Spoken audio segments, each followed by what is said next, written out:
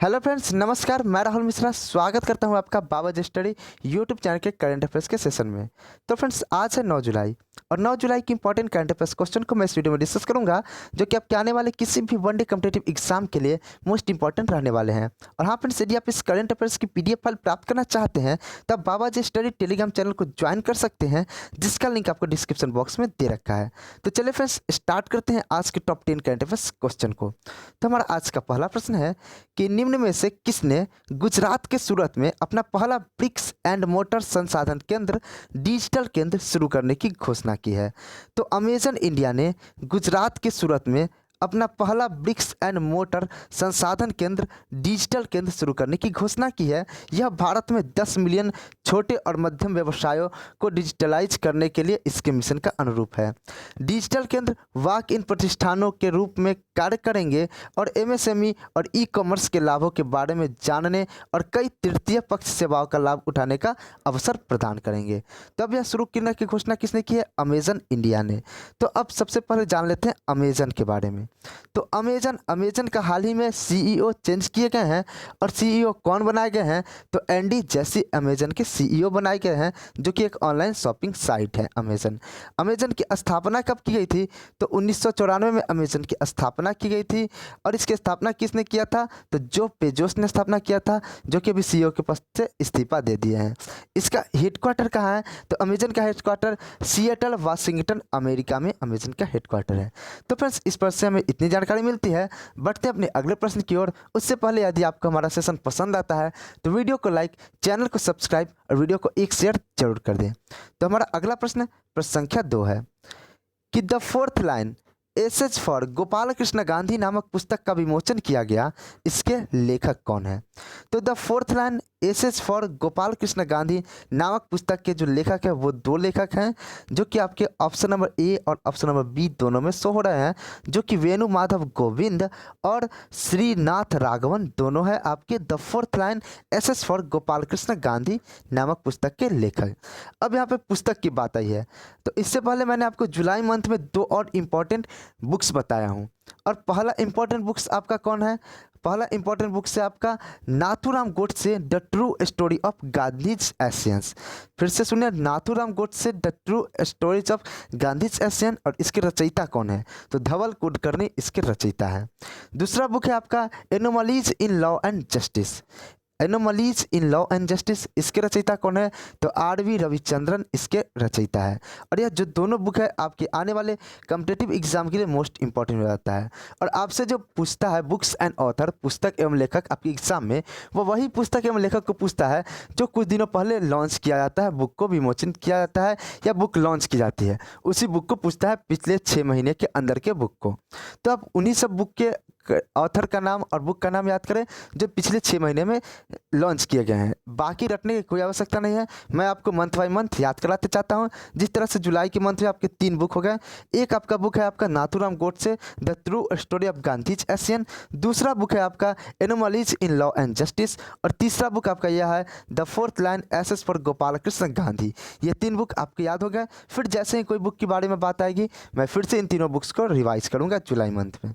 आगे बढ़ते हैं अपने अगले प्रश्न संख्या 3 में कि जुलाई 2021 में निम्नलिखित में से किसने ओलंपिक खेलों में विश्वव्यापी भागीदार बनने की घोषणा की है?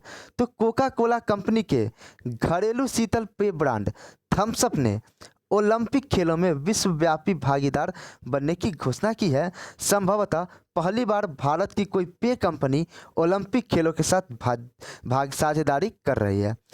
थम्स अप एथलीटों और उनकी कठिन यात्रा के लिए एक रचनात्मक और अभिनव विपणन अभियान का अनावरण करेगा इस ओलंपिक के अंदर। और इस साल का जो ओलंपिक हो रहा है वो कहाँ पे हो रहा है? इस साल का ओलंपिक आपका हो रहा है टोक्यो में। कहाँ पे हो रहा है ओलंपिक? आपका टोक्यो में, जो कि ओलंपिक होना था आपका 2020 में, लेकिन कोविड की वजह से शिफ्ट हो गया 2021 में। तो 2022 का ओलंपिक कहाँ होगा? तो 2022 का ओलंपिक आपका चीन की बीजिंग में होगा। और इसी के साथ ही बीजिंग एक ऐसा सिटी बन जाएगा जो समर और विंटर दोनों ओलंपिक होस्ट कर चुका होगा। इससे पहले 2008 में बीजिंग ने समर ओलंपिक होस्ट किया था और अगली बार यानी कि 2022 में विंटर ओलंपिक होस्ट करेगा। आगे बढ़ते हैं अपने अगले प्रश्न संख्या 4 की ओर। तो हमारा प्रश्न संख्या 4 है, कौन सा राज्य 9 जुलाई से 30 जुलाई तक रायथू भरोसा चैतन्य यात्रा आयोजित करेगा?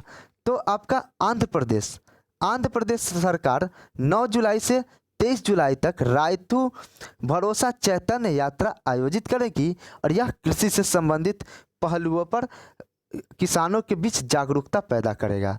यानी कि यह जो आपसे यह भी प्रश्न पूछ सकता है कि रायथू भरोसा चैतन्य यात्रा किससे संबंधित है, तो यह संबंधित है आपके किससे? कृषि से संबंधित है, जो कि कृषि को मतलब उन्नत तकनीक और अन्य मामलों जैसे किसानों को जागरूकता प्रदान करने के लिए यह यात्रा का शुभारंभ किया जा रहा है, जो कि आंध्र प्रदेश के सरकार द्वारा किया जा रहा है। और आंध्र प्रदेश के सरकार द्वारा किया जा रहा है तो आंध्र प्रदेश के बारे में जान लेते हैं।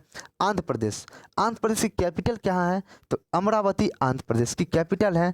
आंध्र प्रदेश के सीएम कौन है? तो जगन मोहन रेड्डी आंध्र प्रदेश के सीएम है। और आंध्र प्रदेश के राज्यपाल कौन है?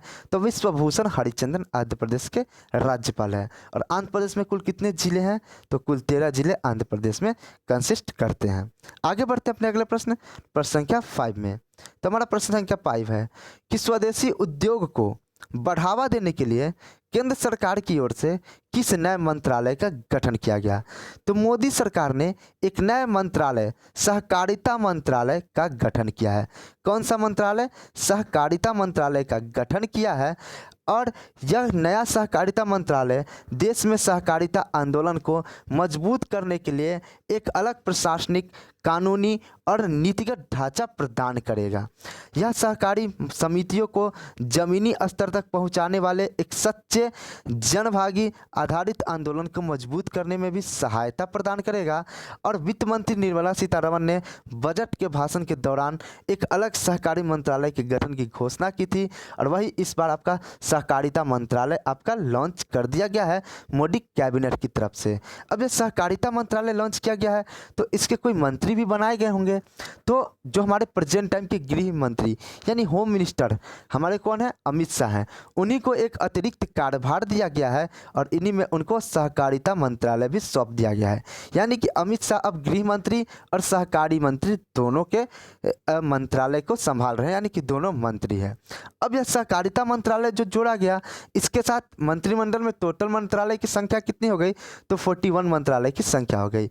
और यह सहकारिता मंत्रालय किस संविधान संशोधन द्वारा जोड़ा गया? तो सहकारिता मंत्रालय आपका 97 यानी कि 97वां संविधान संशोधन के तहत आपका सहकारिता मंत्रालय जोड़ा गया, जिसमें आपके इसके पार्ट 9B यानी अनुच्छेद के भाग 9B में एक सहकारी समिति के नाम से एक पार्ट जोड़ा गया। और कौन सा संविधान संशोधन था? तो 97वां यानी कि 97 संविधान संशोधन करके इस सहकारिता मंत्रालय को ऐड किया गया। तो फिर इस प्रश्न से हमें इतनी जानकारी मिलती है। बढ़ते हैं अपने अगले प्रश्न की ओर। तो हमारा अगला प्रश्न क्या है? तो अगला प्रश्न है हमारा 6 नंबर प्रश्न कि मछली पालक किसानों को शिक्षित करने के लिए कौन सा मोबाइल ऐप लॉन्च किया गया? तो मछली पालक किसानों को शिक्षित करने के लिए एक मोबाइल ऐप लॉन्च किया गया जिसका नाम क्या है? मत्स्य सेतु। इस ऐप का नाम है आपका मत्स्य सेतु। मत्स्य सेतु नाम से आपका एक मछली पालक मोबाइल ऐप लॉन्च किया गया जिसमें किसानों को, जी हाँ फ्रेंड्स, जिसमें किसानों को मछली पालने के नए नए तरीके और बहुत सारी कौशलता को ध्यान में रखते हुए वीडियो लेक्चर दिया गया है, जिसके तहत किसान आराम से इस पर पढ़ सकते हैं और पढ़कर अपना जो अपने नॉलेज को डेवलप कर सकते हैं मछलियों के उपयोग के कारण। अब आपको बता दें कि मत्स्य पालन मंत्री कौन है? तो पुरुषोत्तम रूपाला प्रेजेंट टाइम के मत्स्य पालन मंत्री है नई कैबिनेट के अनुसार। और इनके पास पुरुषोत्तम रूपाला के पास मत्स्य पालन, पशुपालन और डेयरी मंत्री का भी कार्यभार है इस पुरुषोत्तम रूपाला के पास। आगे बढ़ते हैं आप अगले प्रश्न संख्या 7 की ओर। तो हमारा प्रश्न संख्या 7 है कि केंद्रीय मंत्रिमंडल विस्तार में किरण रिजिजू की जगह निम्नलिखित में से किसे नया खेल मंत्री बनाया गया है? तो आपको बता दें कि जैसा कि आप सब जानते ही होंगे कि एक नई कैबिनेट मंत्रिमंडल का आयोजन किया गया है, यानी कि नई कैबिनेट बनाई गई है मोदी सरकार की, जिसमें आपके टोटल 15 कैबिनेट मिनिस्टर को चेंज किया गया है, यानी कि इनमें से बहुत को नया अपॉइंट किया गया है और कुछ को अदला बदली कर दिया गया है। जैसे कि आपका किरण रिजिजू साहब जो कि पहले खेल मंत्री थे, लेकिन अब उन्हें क्या बना दिया गया है, तो उन्हें कानून एवं न्याय मंत्री बना दिया गया है किरण रिजिजू साहब के। तो अब खेल मंत्री किन्हें बनाया गया है, तो खेल मंत्री बना दिया गया है अनुराग ठाकुर को। किसे? अनुराग ठाकुर को खेल मंत्री बना दिया गया है और इसके साथ साथ इन्हें सूचना और प्रसारण मंत्री और युवा मामले के भी मंत्री नियुक्त किया गया है अनुराग ठाकुर को। अब आपके ऑप्शन में दिख पा रहा होगा ज्योतिरादित्य सिंधिया। ज्योतिरादित्य सिंधिया को कौन सा मंत्री बना दिया गया है इस नए मंत्रिमंडल में, तो नागरिक उड्डयन मंत्री बना दिया गया है ज्योतिरादित्य सिंधिया को।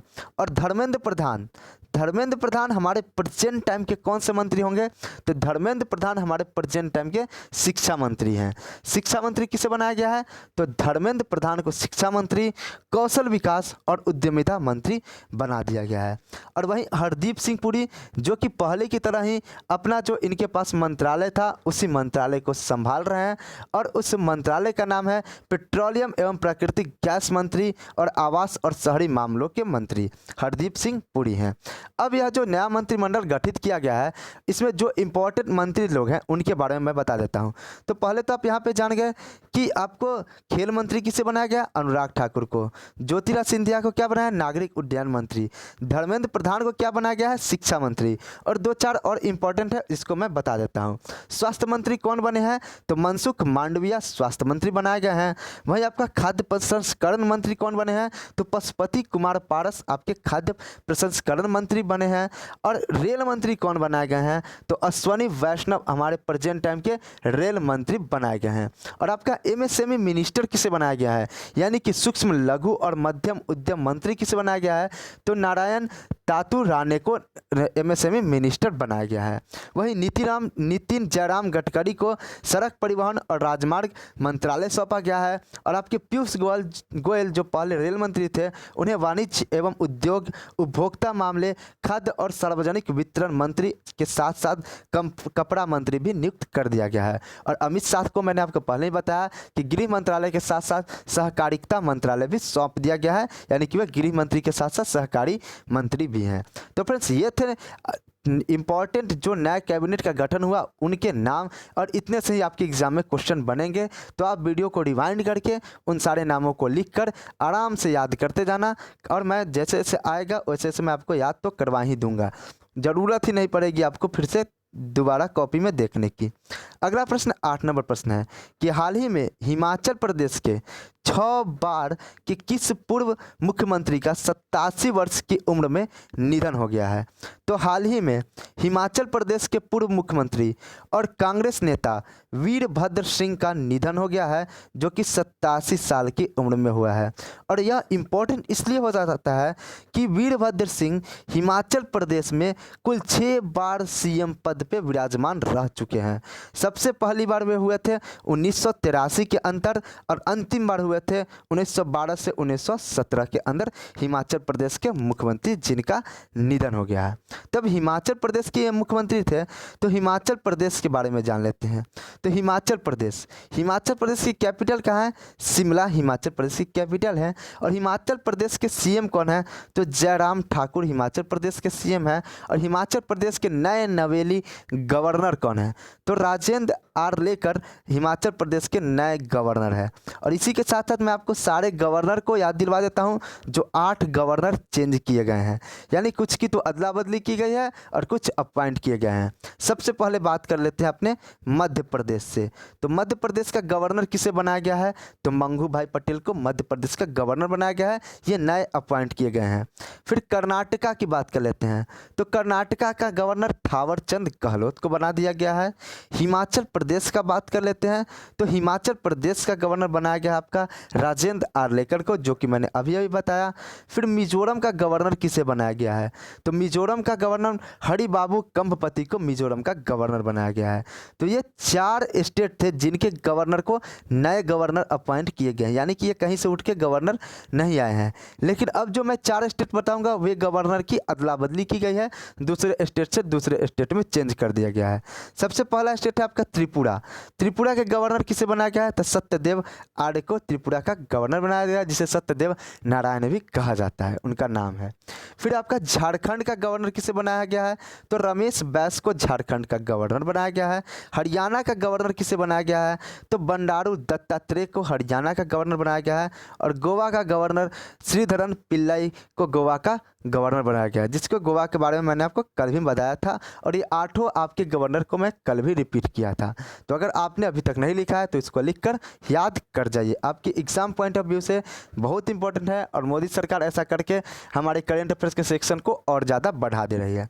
आगे बढ़ते हैं अपने अगले प्रश्न 9 नंबर प्रश्न की ओर। फिलीपींस में मनीला के पास किस ज्वालामुखी के फटने की संभावना है, तो आपको बता दें कि फिलीपींस के अधिकारियों ने चेतावनी दी है कि मनीला के दक्षिण में ताल ज्वालामुखी, कौन सा ज्वालामुखी, ताल ज्वालामुखी में सल्फर डाइऑक्साइड गैस उत्सर्जन उच्चतम स्तर है, जिसके कारण वे कभी भी फट सकता है। ताल ज्वालामुखी एक राष्ट्र में सबसे सक्रिय ज्वालामुखियों में से एक है, जो समय समय पर विस्फोटों और भूकंपों से प्रभावित होता है। क्योंकि यह प्रशांत क्षेत्र रिंग ऑफ फायर पर स्थित है, जो तीव्र भूकंपीय गतिविधियों का एक क्षेत्र है। फिलीपींस के सभी ज्वालामुखी रिंग ऑफ फायर के अंतर्गत ही आते हैं। तब यहाँ पे फिलीपींस की बात की गई है, तो मैं आपको बता दूं कि फिलीपींस आपके एशियान कंट्रीज़ का हिस्सा है। एशियान में टोटल कितने कंट्रीज होते हैं, तो एशियान में टोटल 10 कंट्री होते हैं। कौन कौन से कंट्री है, अगर आपको याद है तो हमारे साथ रिपीट करिए, नहीं याद है तो लिख लीजिए। सबसे शुरू होता है आपका Myanmar, Thailand, Laos, Cambodia, Vietnam, Malaysia, Singapore, Indonesia, Brunei, Philippines. ये आपके एशियान के 10 कंट्री हैं। एशियान के कितने कंट्री हैं, 10 कंट्री है, और उन्हीं में एक है आपका फिलीपींस। आगे बढ़ते हैं अपने अगले प्रश्न संख्या 10 की ओर। प्रश्न संख्या 10 हमारा आज का आखिरी प्रश्न होगा, जो कि बहुत ही इंटरेस्टिंग प्रश्न है आप सबों के लिए, कि हाल ही में दुनिया के सबसे ऊंचे सैंड कैसल कहाँ बनाया गया है। तो दुनिया का सबसे ऊंचा सैंड कैसल किसे कहते हैं, जिसे रेत से बना महल को सैंड कैसल कहा जाता है। सैंड कैसल रेत से बना महल को कहा जाता है। और दुनिया का सबसे ऊंचा सैंड कैसल जो बनाया गया है, यह डेनमार्क में बनाया गया है। और इसकी ऊंचाई कितनी है, इसकी ऊंचाई है 21.16 मीटर। इस सैंड कैसल की ऊंचाई है। और इससे पहले जो बड़ा सैंड कैसल था, जिसे जर्मनी द्वारा बनाया गया था, उसकी ऊंचाई थी 17.66 मीटर, जो कि 2019 में बनाया गया था। लेकिन डेनमार्क के लोगों ने यह कारनामा करके दिखा दिया कि एक नया सैंड कैसल बना दिया गया, यानी कि रेत का महल बना दिया गया, जो कि 21.16 मीटर लंबा है, सॉरी ऊंचा है। और इसे कहाँ के लोगों ने कर दिखाया है, तो डेनमार्क के लोगों ने कर दिखाया है। तो डेनमार्क, अब डेनमार्क के बारे में जान लेते हैं। तो डेनमार्क की कैपिटल कहाँ होती है, तो कोपेनहेगन डेनमार्क की कैपिटल होती है। डेनमार्क की लैंग्वेज क्या है, तो डेनिश डेनमार्क की लैंग्वेज है। डेनमार्क की करेंसी क्या है, तो डेनिश क्रोन डेनमार्क की करेंसी है। और वहीं डेनमार्क की रानी कौन है, तो वहाँ पे राजतांत्रिक शासन होता है। रानी भी होती है, लेकिन प्राइम मिनिस्टर भी होते हैं, लेकिन सबसे इंपॉर्टेंट होती है रानी। तो रानी है मार्ग्रेथा सेकंड, डेनमार्क की प्रेजेंट टाइम के रानी है। तो फ्रेंड्स, ये थे आज के टॉप 10 करंट अफेयर्स क्वेश्चन। तो मैं उम्मीद करता हूँ कि आपको सारे क्वेश्चन समझ में आए होंगे और करंट अफेयर्स के सेशन से बहुत कुछ सीखने को मिला होगा। यदि आप इस करंट अफेयर्स सेशन को डेली नोट करके लिखते हैं और याद करते हैं, तो आपके लिए मोस्ट इंपॉर्टेंट हो जाता है और बहुत ज़रूरी भी है आपके लिए। तो फिर मिलते हैं फिर कल के करंट अफेयर्स सेशन के साथ। तब तक के लिए जय हिंद, जय भारत, वंदे मातरम।